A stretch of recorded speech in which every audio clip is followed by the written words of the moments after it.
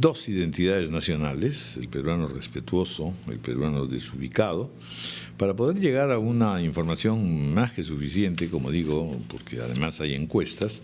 Se ha contado con la participación de dos especialistas distinguidos, Jorge Yamamoto, profesor investigador de la Pontificia Universidad Católica, y Liuba Kogan, profesor investigador de la Universidad del Pacífico.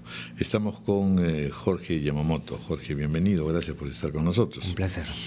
Naturalmente, frente a este tipo de caracterizaciones, siempre hay resistencia, es decir, bueno, ¿de qué estamos hablando? Generalmente tendemos a dar un largo listado de cómo somos, ¿no es cierto? Sin duda ayuda mucho el poder hablar pues de las dos caras de Jano, digamos, pero no es esto una exageración. ¿Qué se debe entender por peruano desubicado? ¿Qué se debe entender por peruano respetuoso? Efectivamente, el tema está en que la identidad nacional tiene que lidiar con un problema, y es que somos un país muy diverso. Entonces, en la identidad nacional hay que poner en un mismo saco al amazónico, rural, al andino de una pequeña comunidad tradicional, junto con el achorado de la Parada, atravesando las caletas de pescadores costeñas. Entonces, son estas dos identidades las que tenemos en común todos los peruanos. Hay un lado positivo, que es el peruano respetuoso, aquel que se pone en el zapato de los demás y vela por su propio bien, pero también teniendo cuidado de los derechos y deberes de los otros. Y es culto, pero no culto en el sentido de la educación formal, sino de los valores familiares. Por otro lado, el lado oscuro de la identidad nacional es el peruano desubicado. Es alguien que hace el ademán de estar preocupado por los demás, pero a la hora que le toca contribuir, se da para atrás. Pero a la vez es envidioso. Cuando el otro progresa, en vez de aprender y también progresar, o de apoyarlo para que el grupo mejore, va a empezar a chismear, a hablar mal de sus logros, a difamarlo moralmente, y genera una relación en donde todos pierden. Se malogra la calidad de las relaciones interpersonales y se malogra el progreso. Entonces, esto se puede observar no solamente en las especies humanas, sino en otras especies como delfines y murciélagos. Los delfines y murciélagos que tienen más cooperación, que sería la contraparte del respetuoso, crecen más, son más fuertes ante los depredadores, mientras que los desubicados, los que tienen estafadores, engañadores, que hacen el ademán de cooperar pero no ponen el hombro, son las sociedades que se van reduciendo. Hay un elemento, Jorge, que me preocupa, pero que figura acá en este gráfico que se nos ha alcanzado a propósito de este estudio, las dos caras del peruano, ¿no? Para el lado desubicado, en el que está el envidioso, el egoísta, el chismoso, un factor que se desprende y que figura bajito, pero está ahí, dice: vive en Lima. El peruano respetuoso, culto, y nos explicabas tú que culto, más que culto, era una persona con principios y valores, vive en provincias y tiene menor nivel educativo en el sentido de estudios universitarios, maestrías.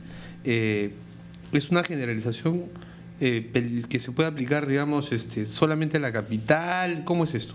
Sí, es un dato aparentemente sorprendente, sí, pero coincide con estudios que hemos hecho en la Universidad Católica de manera previa.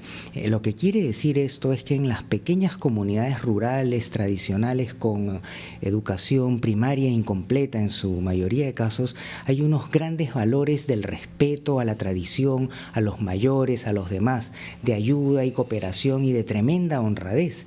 Las casas no tienen llave y aquel que es detectado cuando falla a la cooperación y a la honradez, ni qué hablar, es severamente castigado. Entonces, pero quiere decir, más que vivir en Lima o vivir en provincias para negativo y positivo, es vive en el campo o vive en una gran ciudad. Podría ser, digamos, fuera de Lima, pero que esas características negativas apliquen para la gente que ya vive en una urbe y que bueno, similar a Lima, digamos, ¿no? Las capitales de provincia, por llamarlo de algún modo. Sí, en este caso hay una escalera con un descanso de la pérdida de los valores. La primera es la comparación de las sociedades rurales con las urbanas, ¿no? Que es lo que acabamos de discutir. Pero este estudio, que ha sido como una muestra muy grande y a nivel nacional, indica que aún en las grandes ciudades, en provincias, estos valores persisten más comparadas con las grandes ciudades, particularmente con Lima. Sí, bueno, en realidad vamos a continuar un poquito viendo las encuestas para luego plantear algunas preguntas sobre la pertinencia, la validez plena de este trabajo, ¿no? En busca de la identidad peruana, y ahí entran las estadísticas, que dicen más del 80% de peruanos se ven como chismosos, trabajadores y vivos y criollos, según la última encuesta, ¿no? Naturalmente, cuando uno hace estas calificaciones, imagina que son los otros, no uno mismo. Uno mismo no va a decir yo soy chismoso, o soy trabajador, ¿no? O soy egoísta. A ver, explíqueme eso, por favor. En los estudios de identidad se hacen... Y además después eso se divide efectivamente por zonas, por regiones. Entonces ahí ya la cosa es mucho más complicada porque realmente... es una generalización, vaya a decir los arequipeños son así, asá, no me queda muy claro. Sí, el estudio de la identidad tiene dos caras. Cuando uno le pregunta a una persona cómo somos los peruanos, suelen salir características positivas. Pero cuando se le pregunta cómo son los peruanos, se terceriza el tema y empiezan a salir las características negativas. Eso demuestra porque estamos entre nosotros mismos y somos hipócritas entre nosotros mismos, como eso es humano, digamos. Eso es humano, ¿no? Pero creo que de acuerdo a los estudios encontramos que los peruanos exageramos un tanto esa característica. Bueno, ahí universal. entran dos cosas que eran las que yo quería hacer referencia. Hay el famoso libro de Octavio Paz, ¿no es cierto?, El laberinto de la soledad, y otro, un libro clásico para referirse al mundo hispánico, España invertebrada. O sea, uno podría decir que en casi todas las culturas y en todos los países vamos a encontrar este tipo de singularidades regionales, por un lado. Esta diferenciación entre ciudad y ruralidad es tan antigua como estas dos existencias, ¿no es cierto? ¿Qué hace que podamos decir que esto es solamente, o no lo es, estos son solamente rasgos de los peruanos? Sí, el estudio lo que encuentra es una cara en donde hay características humanas e incluso compartidas con otras especies, como señalábamos los delfines, los murciélagos, los bonobos, etc. Pero por otro lado, sí encontramos cosas singulares de nuestro medio. Por ejemplo, en muchas sociedades tradicionales estos valores ancestrales son preservados y adaptados a la modernidad. Lo que aquí encontramos es que estos valores tradicionales son destruidos. La educación moderna, en vez de rescatar la cooperación, la ayuda y el orgullo de ser campesino o amazónico, va a ir generando un complejo que se va transformando en esa desubicación de perder las raíces y de ser una persona motivada por las posesiones materiales, por un título profesional, pero no por el respeto a las costumbres y a las tradiciones que han hecho que este país sea lo bueno que es. Y esta diferenciación ya no solo urbe-ciudad, sino también zonales, o en fin, macro-regionales. A ver, ¿cómo se sustenta? Costa sur, costa sierra, oriente, centro, norte. Sí, por ejemplo, los de Lima son chismosos, vivos, criollos, hipócritas. Se llevan todas las malas, digamos. Había un dicho de provincia que decía, tú te crees vivo de Lima. Vivo de Lima. Eso ilustra perfectamente eso, sí. Hay la famosa vieja referencia, digamos, Cusco me creía, Arequipa me enseña y Lima me da la politiquilla. Así que no sé, pues pero eso es un fenómeno, hasta donde yo recuerdo, la verdad, casi universal.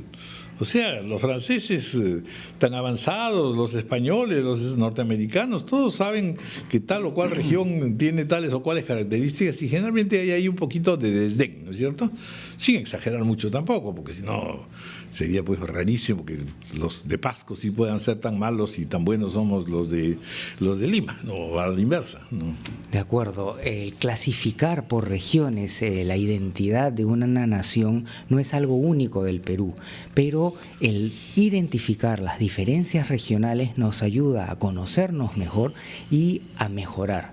Entonces, un tema único en América Latina es que en las grandes ciudades, en vez de que el migrante sea respetado y se capitalicen sus valores, es marginado. Entonces, en Lima la exclusión social se multiplica y además se vuelve muy agresiva.